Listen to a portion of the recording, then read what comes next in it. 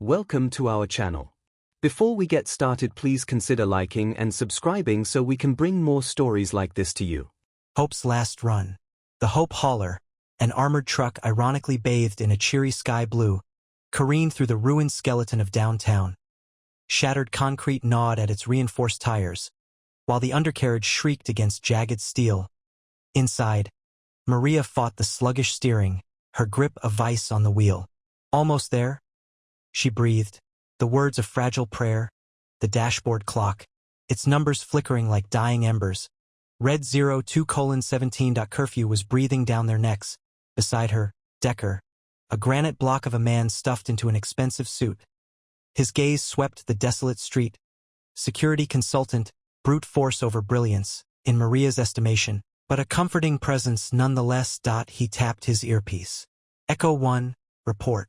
His voice, roughened by years of shouting over gunfire, sliced through the static. A voice, thin and reedy as smoke, responded. Negative, Decker. Sector clear. Visibility compromised, but no threats detected. Echo 1, perched atop the highest salvageable building 3 blocks behind them, provided their crucial overwatch. Compromised is an understatement. Decker growled. This whole damn city is a festering wound. Maria wrestled the hauler down a gear, barely avoiding a chasm that threatened to swallow them whole. Keep us safe, Decker. Those kids depend on it. He grunted, his eyes sharp and unwavering. He knew his trade.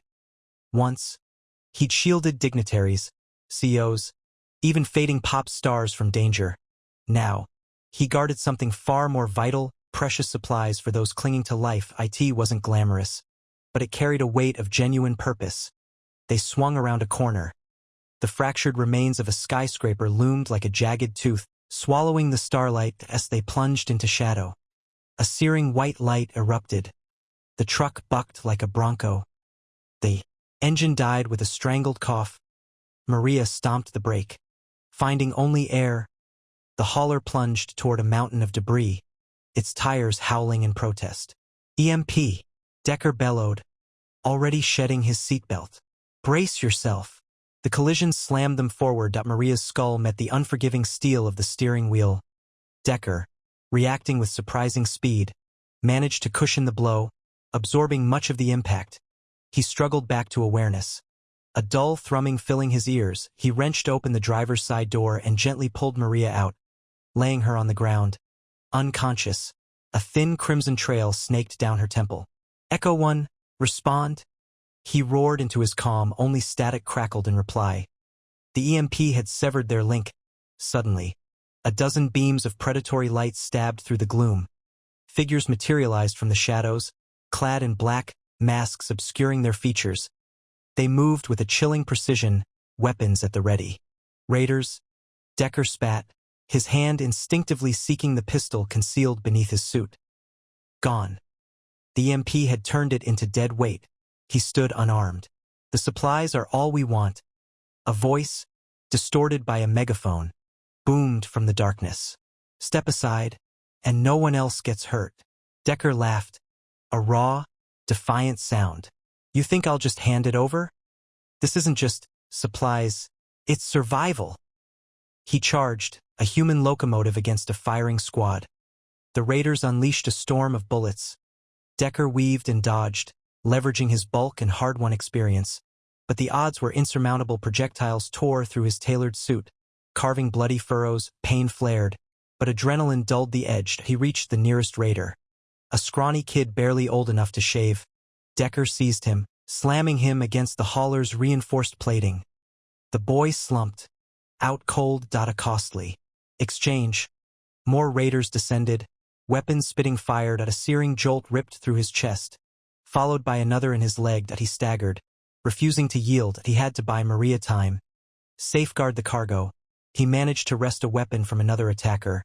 Using the fallen body as a shield, he fired blindly into the void.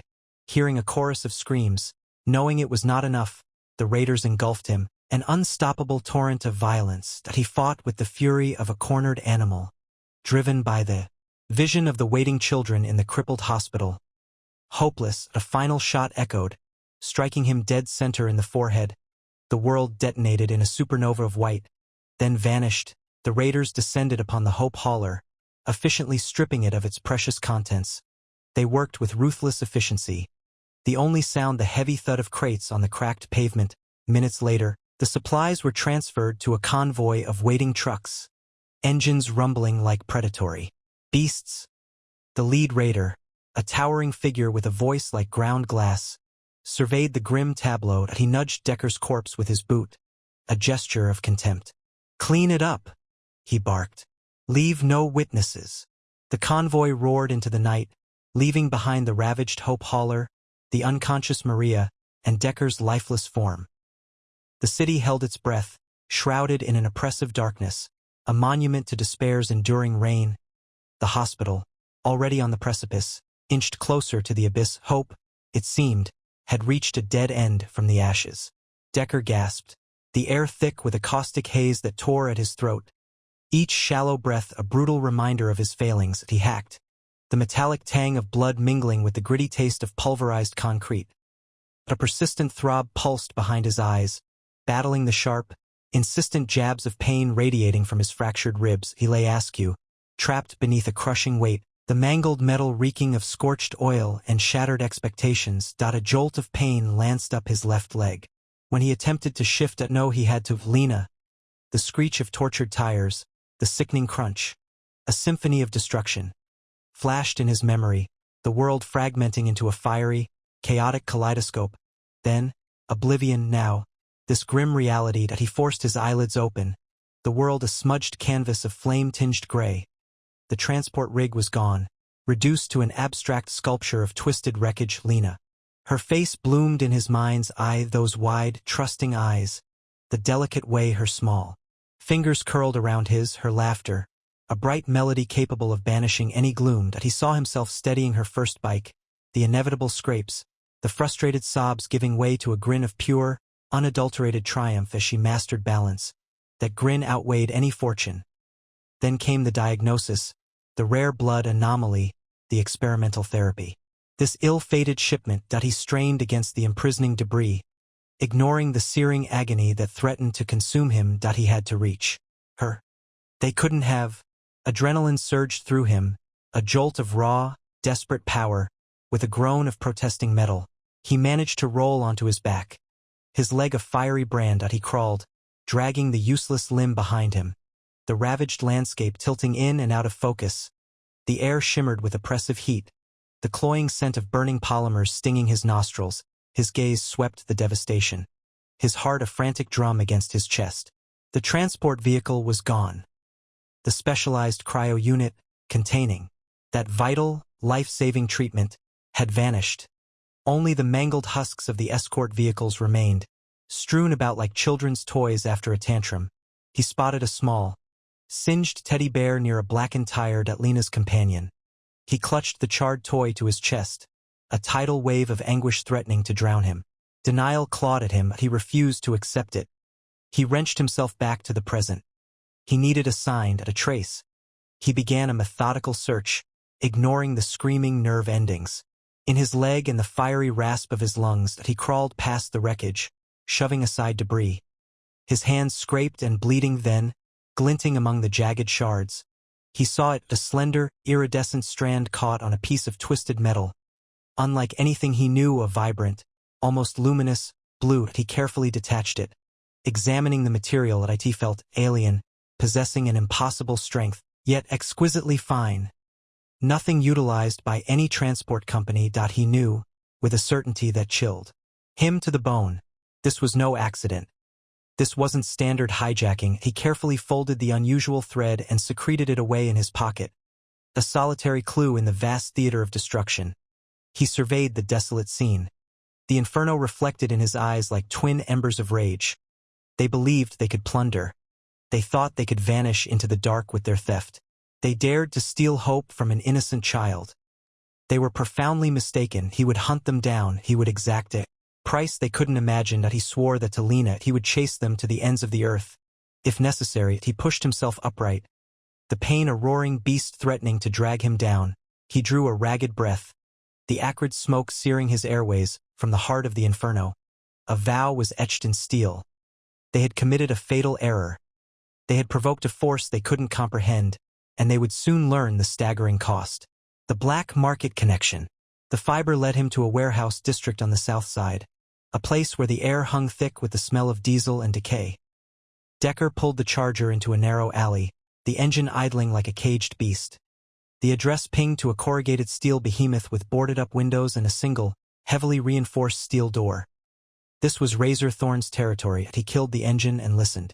The only sounds were the distant wail of a siren and the skittering of rats. He checked the Sig Sauer P226 tucked into his waistband, the familiar way to comfort. Time to knock. The door groaned open after a solid minute, revealing a hulking figure bathed in shadow. "What do you want?" the guard grunted, suspicion etched onto his face. "Looking for Razor Thorn," Decker replied, his voice even. "Got something he might want to buy." The guard eyed him up and down, taking in his tailored suit and the subtle bulge beneath it. "Razor don't buy nothing from no suits. Beat it." Decker sighed, a whisper of frustration escaping his lips. This was never going to be easy. He feigned retreat, then spun, slamming his fist into the guard's jaw. The man crumpled like a discarded sack of potatoes. The moment he stepped inside, chaos erupted. Two more figures emerged from the gloom, wielding pipes and snarling like rabid dogs. Decker moved with a speed that belied his size, ducking under a clumsy swing and delivering a rib-cracking blow to the first attacker. The second swung his pipe, catching Decker on the shoulder. Pain lanced through him, but he ignored it, grabbing the pipe and twisting it from the man's grasp. He used the pipe as a lever, sending the man sprawling onto the concrete floor. The warehouse reeked of stale beer and desperation. Pallets stacked high cast long, distorted shadows, creating a labyrinthine battleground. He heard a clatter above and glanced up to see a third man descending on him from the gantry, a length of chain swinging menacingly. Decker dodged, the chain whistling past his ear, and grabbed the metal support beam. He hauled himself up, surprising his attacker, and disarmed him with a swift kick to the chest. The man tumbled to the ground with a sickening thud. "Enough!" A voice boomed from the back of the warehouse, silencing the remaining combatants. Razor Thorn emerged from the shadows, a hulking figure with a shaved head and a network of scars crisscrossing his face. He held a half-smoked cigar between his thick fingers, his eyes glinting in the dim light. "You got my attention, suit. Now talk." Decker jumped down, landing lightly on his feet. "I'm looking for information. A medical transport went missing. Fiber from your operation was found at the scene." Razor chuckled, a dry, rasping sound. "I move a lot of things. What makes you think I know anything about a goddamn ambulance?" "This wasn't just an ambulance," Decker said, his voice hardening. "It was carrying vital supplies for a children's hospital." Razor's expression flickered, a hint of something unreadable passing across his face. "That's unfortunate." He paused, taking a long drag from his cigar. "But still doesn't mean I know anything. Maybe someone used my supply chain without my permission." Decker took a step closer, his eyes locked on Razor's. "I don't believe you. You know something." Razor sighed, dropping the cigar to the ground and grinding it out with his heel. "All right, suit. Let's say, hypothetically, I heard whispers, rumors, about a group operating in the shadows. They call themselves the Wraiths." Decker felt a chill run down his spine. The Wraiths. He'd heard the name whispered in hushed tones in the underworld, spoken with a mixture of fear and respect. They were a ghost, a rumor, a terror. "What do you know about them?" Decker pressed. Razor hesitated, his eyes darting around the warehouse. "They're professionals, clean, efficient, and they don't leave witnesses. Messing with them is a death wish." "They took the transport," Decker stated, more to himself than Razor. Razor nodded slowly. "It fits their profile. High-value target, minimal risk. The contents wouldn't matter to them, only the price they could get." Decker's mind raced. He had a name, a direction, but the Wraiths were a dangerous game. "Where can I find them?" Razor shook his head. "You can't. They find you, and trust me, suit, you don't want them to." He looked at Decker, a strange mix of warning and pity in his eyes. "Walk away from this. Let it go, for your own good." Decker ignored him. "Tell me everything you know." He knew Razor was holding back. He could feel it. Razor hesitated, then sighed. "All right, suit, but don't say I didn't warn you. The Wraiths. They have a contact. A broker. Operates out of the old docks. Goes by the name of Silas. Decker committed the name to memory. Silas, the docks. He had a starting point. "Thank you, Razor," he said, turning to leave. Razor watched him go, a grim expression on his face. "Don't thank me yet, suit. You just made the biggest mistake of your life." "Ghost tunnels." $5,000, Razor rasped, spitting a glob of something unpleasant onto the grimy concrete floor. For the location, rough layout, and the guarantee I won't tell anyone you're sniffing around the Wraith's rat holes. Decker stared at him, jaw tight. $5,000? For information you already know? I thought we were associates. Razor barked a humorless laugh. Associates who both breathe, eat, and occasionally need to replace body parts. This ain't charity, Decker. This is business. You want to play in the dark, you gotta pay the toll. He flicked a cigarette lighter, the flame momentarily illuminating the hard lines etched around his eyes. Besides, he added, his voice dropping an octave, this information could save your life. Those tunnels ain't exactly a tourist attraction. Decker weighed his options. Time was ticking. The stolen serum wouldn't stay potent forever, and every delay increased the risk of it falling into the wrong hands. Fine, $5,000, but I want everything you've got. Holding back, Thorn. Razor's lips curved into a predatory smile. He pulled a tattered map from beneath the counter, yellowed and stained with what Decker hoped was just coffee. This is the old maintenance network for the docks. They're connected to a larger system that snakes under half the city. The Wraiths have been using it for years. Smuggling, storage, moving goods, disappearing people. He tapped a spot on the map with a calloused finger. This entrance, near the abandoned distillery, is your best bet. Least guarded, relatively speaking. He then produced a small, metal device that resembled a flattened tuning fork, frequency jammer. The Wraiths are keen on motion sensors. This should give you about 10 minutes of wiggle room before they recalibrate. Decker paid him in cash, the crisp bills disappearing into Razor's pocket with unsettling speed. He took the map and the jammer, feeling a familiar knot of unease tighten in his stomach. Deals with Razor Thorn were always a gamble.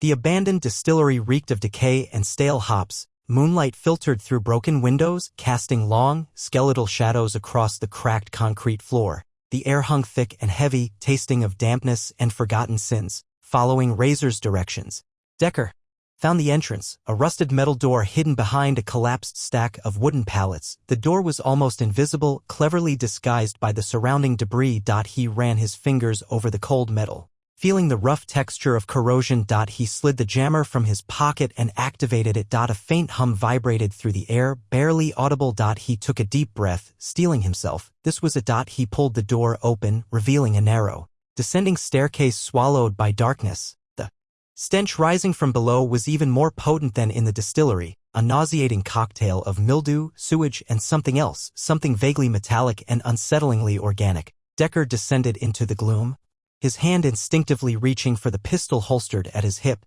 The air grew colder, the silence deeper, broken only by the drip, drip, drip of water echoing through the unseen tunnels. He flicked on his tactical flashlight, the beam cutting a swathe through the oppressive darkness. The staircase opened into a narrow, brick-lined tunnel. The walls were slick with moisture, and strange, rust-colored stains blotched the surface. After 10 meters, the tunnel branched in 3 directions. Each path looked identical, equally dark and foreboding. He consulted the map, trying to orient himself. Razor's directions were vague at best. He chose the central tunnel, the one that seemed to slope slightly downwards. He moved cautiously, his senses on high alert.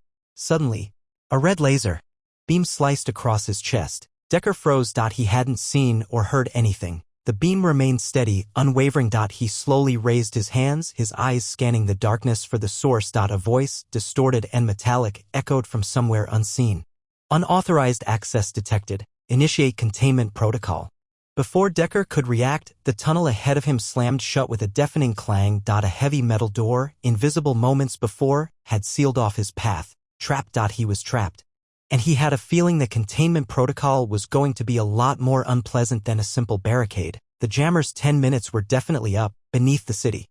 The grate screeched open, a tortured metal cry swallowed by the damp air. Decker lowered himself into the inky blackness, the stench of mildew and something acridly chemical assaulting his nostrils. He pulled the grate back into place. The sound muffled but still a risk. Every shadow seemed to writhe, every drip of water echoed like a footstep. He activated his infrared goggles. The world swam into view, painted in shades of lurid green and orange. The tunnels were a labyrinth, a concrete intestine. Snaking beneath the city. He consulted the crudely drawn map Maya had provided, its lines barely legible in the low light.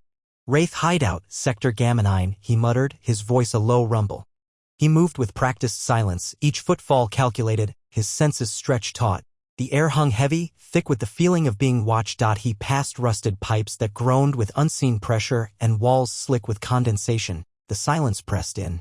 broken only by the frantic thump of his own heart. Suddenly, a low hum vibrated through the concrete floor. Decker froze, his hand instinctively reaching for the silenced pistol holstered at his hip. The hum grew louder, resolving into the distinct whine of an electric motor. A patrol. He ducked behind a massive water main, the cold metal seeping into his jacket. Two figures emerged from the gloom, their forms blurry through the heat distortion of the goggles. They were clad in the Wraith's signature black tactical gear, assault rifles slung across their chests. Decker noted the red armbands. Enforcers, they passed, their voices muffled but audible. Heard rumors of a leak. Boss wants eyes on everything. Just another bum looking for a warm place to sleep. Relax. Decker waited until the sound of their footsteps faded, then emerged from his hiding place. He needed to take them out quietly. He couldn't risk alerting the entire hive. He moved with a predator's grace, closing the distance with terrifying speed. He stalked them through a narrow passage, the walls closing in, amplifying the oppressive silence. Reaching the first guard, he grabbed him from behind. One arm wrapped around the man's throat, cutting off his air supply. The other clamped over his mouth. The guard struggled, his muffled gasps turning into gurgling. Decker held on tight, his own muscles straining.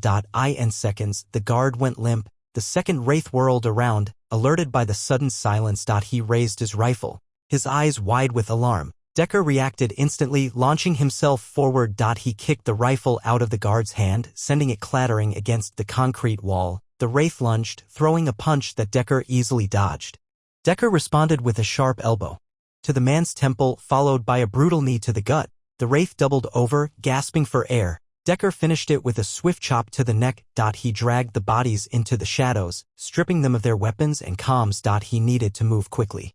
The patrol was overdue. He continued deeper into the tunnels, guided by the map. The air grew colder, the stench more pungent. He reached a large chamber illuminated by flickering fluorescent lights that cast long, grotesque shadows. Crates were stacked high, their markings clear: humanitarian aid, sterile saline solution, pediatric antibiotics, emergency surgical kits. The stolen supplies, but something was wrong. Several crates had been opened, their contents inventoried, and on a makeshift table, bathed in the harsh glare of a work lamp, lay a laptop and several documents. Decker approached cautiously. The screen displayed a spreadsheet filled with numbers and chemical formulas. He recognized some of the compounds. They were highly sought-after ingredients for experimental pharmaceuticals. He reached for one of the documents. It was a contract detailing the sale of the medical supplies to a company called Omnicorp, a notorious pharmaceutical giant known for its ruthless pursuit of profits, regardless of ethical considerations. The price was exorbitant, 10 times the original value of the supplies. Rage surged through Decker, cold and controlled. The Wraiths weren't just thieves, they were vultures preying on the desperate and vulnerable, and Omnicorp was complicit, willing to profit from the suffering of children. He crushed the contract in his fist, his knuckles white. This had just become personal, corporate conspiracy. The refrigerated air of the loading bay clawed at Decker as he slipped inside. A drone salvage chip had already silenced the perimeter alarms, a trick honed during his brief, turbulent flotation with the Hong Kong triads. The warehouse reeked, a cloying antiseptic battling the undercurrent of something far more sinister rotting deep within. He moved like smoke, a shadow clinging to the towering stacks of boxes. His target resided on the administrative wing's 5th floor, the data archives, a rumored repository of Omnipharma's darkest secrets within a labyrinth of cubicles and lightless offices. The stairwell, a magnetic strip in his boot's heel, bypassed the security keypad. Each floor was a sterile copy of the last. A soul-crushing expanse of corporate drab. On the third, hushed voices reached him. He paused, ear pressed to the door. Stock prices, freefall, the press is rabid. A woman's voice, sharp with frayed nerves. Spin control, a man's voice countered, oily and placating. Deny everything. Isolate blame on a disposable scapegoat. Decker pressed on, a knot forming in his stomach. This was deeper than mere theft. It stank of calculated deception. The 5th floor lay deserted, save for the server room's persistent drone. He located the archives and neutered the surveillance camera with a shot of adhesive. Inside, rows of filing cabinets faded into the gloom. He needed names, dates, anything that tethered the missing medical transport to Omnipharma's doorstep. He began with employee files, skimming with practiced efficiency. Nothing surfaced. Then transport manifests, combing. For shipping anomalies, the hours evaporated. His vision blurred, his muscles screamed. He was about to concede defeat when a file snagged his attention. Project Nightingale, Experimental Protocols. Within it, a roster of patients, many of them children, participants in a clinical trial for a novel antiviral agent. Several entries indicated fatal outcomes. The drug's lineage, a derivative of the very medication now missing from the transport. He copied the file to a secure drive. Next, to the surveillance control room back in the loading bay, a cramped chamber of flickering grainy images. He queued up the tapes to the night of the pilferage. Homing in on the loading dock, hours trickled by, filled with the mundane choreography of forklifts and delivery trucks. Then, a wraith-like figure, swallowed by shadow, effortlessly evaded the security net. The figure's face remained concealed, but Decker recognized the carriage, the purposeful efficiency of movement. He digitally enhanced the footage, bringing the image into sharper focus. The figure glanced toward the camera. A fleeting instant. Decker's blood turned to ice. It was Silas. But not the Silas he knew, the disheveled academic with his fondness for obscure verse. This Silas was a younger, harder version, eyes burning with a glacial intensity Decker had never witnessed. Decker cross-referenced the image with Omnipharma's current employment roles and hit switching tax. He searched for individuals who had previously sued the corporation. Jackpot. A 20-year-old lawsuit, brought by one Silas Thorne, his daughter, Sarah Thorne, had numbered among the fatalities of the Project Nightingale trials. The case had been dismissed for want of substantiating proof. The revelation struck Decker like a hammer blow. Silas wasn't merely a disgruntled academic, he was a vessel of vengeance, consumed by a desire to dismantle the medical establishment he held responsible for his daughter's demise. The stolen transport wasn't about illicit profit. It was about control, about orchestrating events to expose the company's past sins. Decker recoiled from the monitor, his mind struggling to process the implications. He had to locate Silas. Had to intervene, not only for the welfare of the children dependent on the medicine, but for Silas's very soul. Vengeance, Decker knew from bitter experience, was a ravenous acid that hollowed you out, leaving behind only desolation. The server's hum filled the silence. He had to move, and swiftly Silas was primed to unleash a tempest. Doctor's revenge. The air in the advanced diagnostics lab hummed with a sterile, unsettling energy. Decker stepped inside, the heavy door hissing shut behind him. The room was a symphony of chrome and glass, dominated by a colossal MRI machine that looked more like a futuristic sarcophagus than a medical tool. The only other occupant was Silas, bathed in the cool blue light emanating from a holographic display. "You shouldn't be here, Decker," Silas said, not turning. His voice, usually crisp and professional, had a serrated edge. Decker ignored the warning. "Where are the supplies, Silas?" "The pediatric transport. You know those vaccines are critical." Silas finally turned, a ghost of a smile playing on his lips. He tapped a command on the holographic display, and a schematic of the hospital's network architecture shimmered into existence. "Critical, why is that your PR campaign the board's bottom line? Not to the patients." Decker felt a cold dread creep up his spine. "What are you talking about?" Silas gestured dismissively at the holographic projection. "This entire system, this gleaming temple of technological hubris, is built on a foundation of lies.